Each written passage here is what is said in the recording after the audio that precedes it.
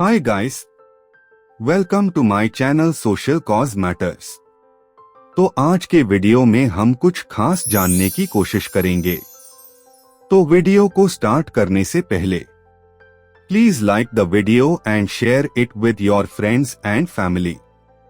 और अगर आप चैनल पे नए हो तो subscribe to my channel for more such videos.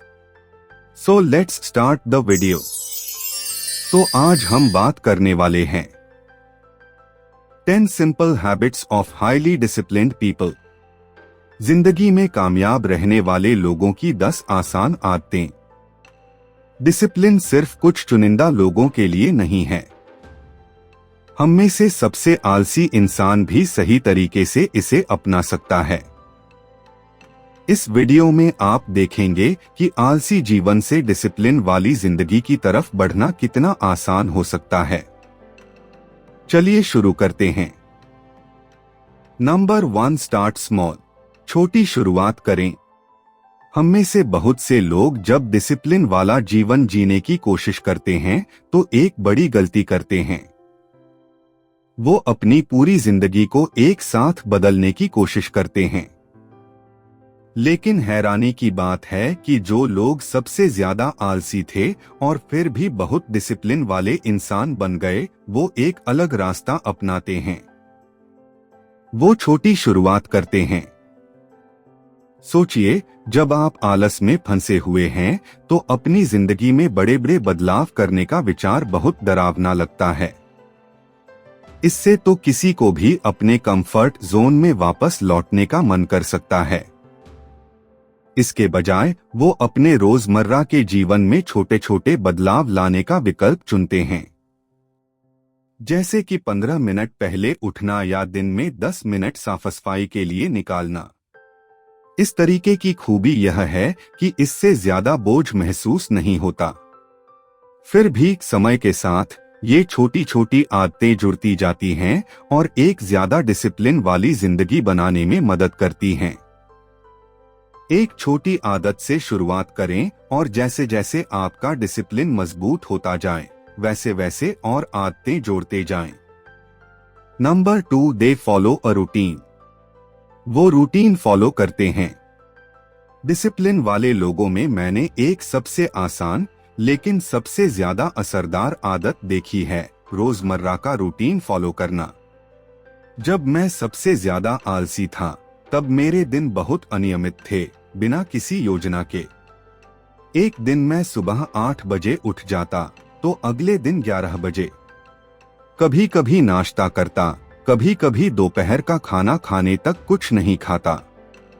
लेकिन जब मैंने रूटीन बनाना शुरू किया तो चीजें बदलनी शुरू हो गईं।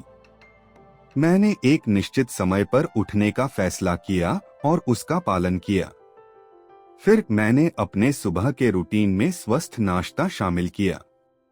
धीरे धीरे मैंने इसमें और चीजें जोड़ी, जैसे कि व्यायाम, ध्यान और काम के लिए तय समय।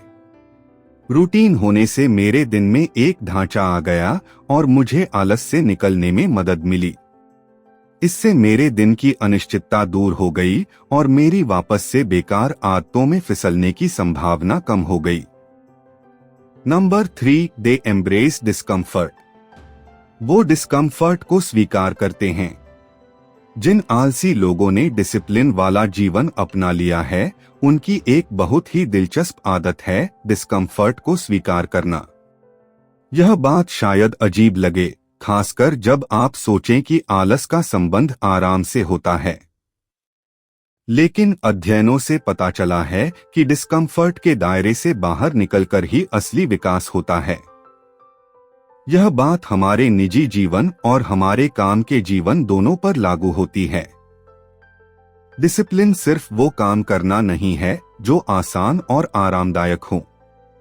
यह उन मुश्किल कामों से निपटना है जिन्हें हम अक्सर टाल देते हैं क्योंकि वो हमें डिस्कम्फर्ट महसूस कराते हैं। जो आलसी लोग डिसिप्लिन वाले इंसान बन गए हैं, उन्होंने इस बात को अच्छी तरह समझ लिया है। उन्होंने डिस्कम्फर्ट को स्वीकार करना सीख लिया है और इसे अपने निजी विकास और सुधार के लिए प्रेरणा के रूप में इस्तेमाल करना सीखा है। नंबर 4, दे प्रायोरिटाइज टास्क्स। वो कामों को प्राथमिकता देते हैं। जिन आलसी लोगों ने डिसिप्लिन वाला जीवन अपना लिया है, उनमें एक और आम आदत है कामों को प्राथमिकता देना।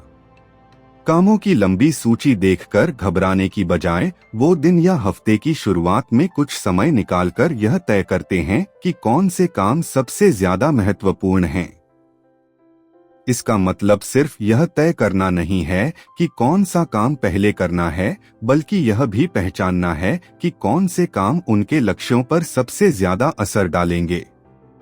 यह तरीका उन्हें अपनी ऊर्जा कम महत्वपूर्ण कामों में बर्बाद करने की बजाय महत्वपूर्ण कामों पर केंद्रित करने में मदद करता है। प्राथमिकता देकर वो अपने समय का सही इस्तेमाल करते हैं और अपनी उत्पादकता बढ़ाते हैं, जिससे उनकी जिंदगी ज्यादा डिसिप्लिन वाली बनती है।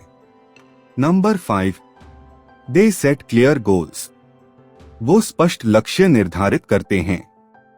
जो आलसी लोग बेहद डिसिप्लिन वाले इंसान बन जाते हैं, उनमें एक खासियत होती है स्पष्ट और हासिल करने योग्य लक्ष्य निर्धारित करने की क्षमता। उन्हें बस ये पता होना काफी नहीं होता कि वो क्या हासिल करना चाहते हैं।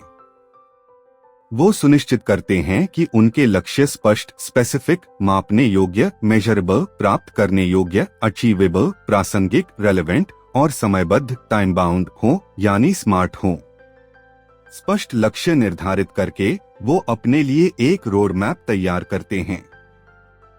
जब आपको ठीक ठीक पता हो कि आप कहां जा रहे हैं और वहां तक पहुंचने के लिए आपको क्या करना है, तो डिसिप्लिन बनाए रखना बहुत आसान हो जाता है।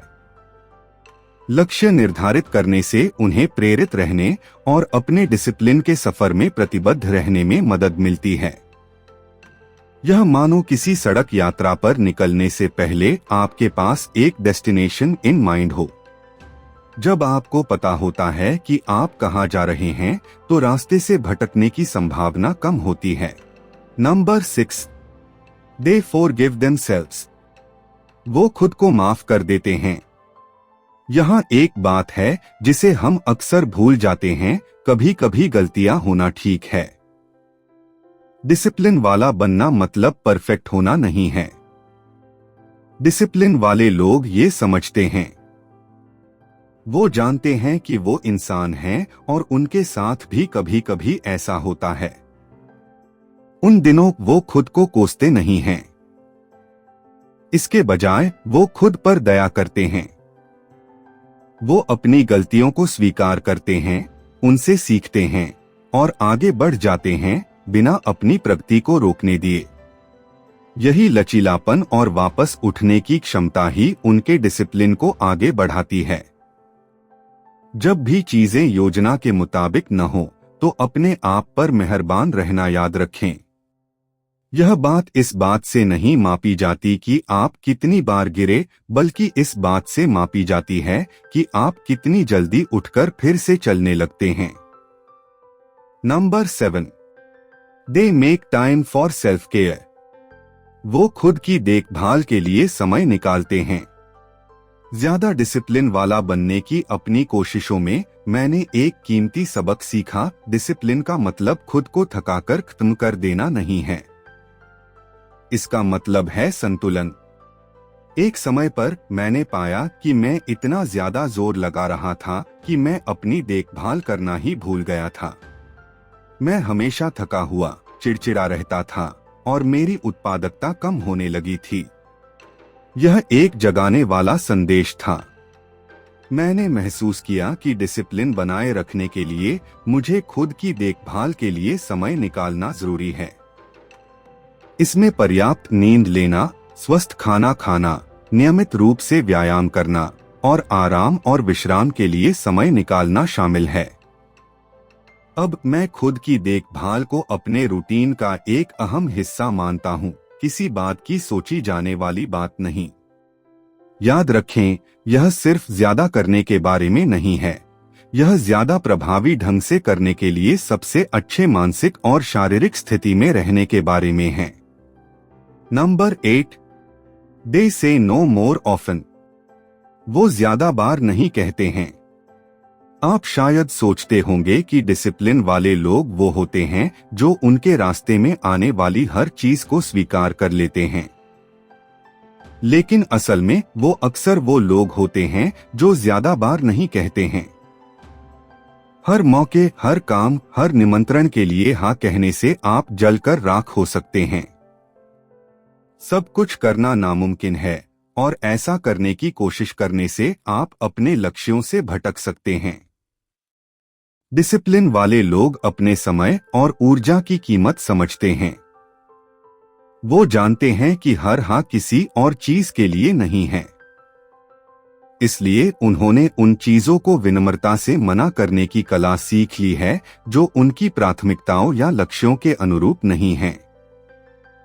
यह स्वार्थी होने के बारे में नहीं है, यह इस बारे में है कि आप अपने समय और ऊर्जा को किस तरह से खर्च करना चुनते हैं, उसमें चयनशील रहें।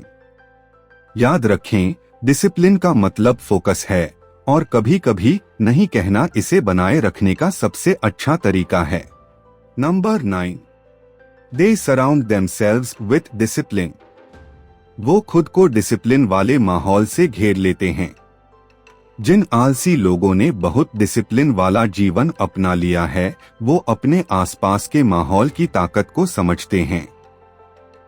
वो जानते हैं कि अगर वो खुद को डिसिप्लिन वाले माहौल से घेर लेंगे तो खुद में डिसिप्लिन पैदा करना और उसे बनाए रखना बहुत आसान हो जाएगा। इसमें ऐसे लोगों के साथ समय बिताना शामिल है जो डिसिप्लिन के लिए प्रेरणा देते हैं और अपने आसपास का माहौल इस तरह से बनाना शामिल है जो उत्पादकता को बढ़ावा देता है। उदाहरण के लिए, अगर आपका लक्ष्य ज्यादा पढ़ना है तो अपने घर के किसी कोने में आकर्षक किताबों से भरी हुई एक किताबों की अलमारी होने से आपको यह आदत आसानी से लग जाएगी। कहावत है कि आप उन 5 लोगों का औसत होते हैं जिनके साथ आप सबसे ज्यादा समय बिताते हैं। यह बात यहाँ भी सच साबित होती है। अगर आप डिसिप्लिन वाले लोगों से घिरे हुए हैं तो उनकी आदतें और उनकी सोच विचार का असर आप पर जरूर पड़ेगा। इसलिए अपने आसपास के माहौल को समझदारी से चुनें। Number 10, they are consistent above all.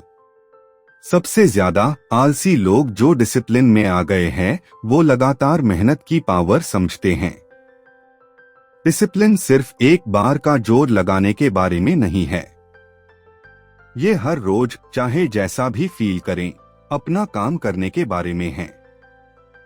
ये अपने कमिटमेंट्स को निभाने के बारे में है, भले ही शुरू का जोश खत्म हो गया हो। याद रखो, लगातार मेहनत तेज मेहनत से ज्यादा मजबूत होती है। अपने गोल के लिए छोटे छोटे लेकिन लगातार एफर्ट्स करना बड़ी मेहनत के टुकड़ों से बेहतर है। आखिर में, डिसिप्लिन इंडिविजुअल टास्क से ज्यादा लगातार मेहनत की आदत के बारे में है। यही आदत लोगों को आलसी से डिसिप्लिन्ड बना देती है।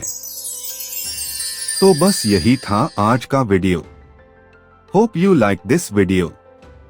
Thank you for watching. Have a nice day. Bye bye.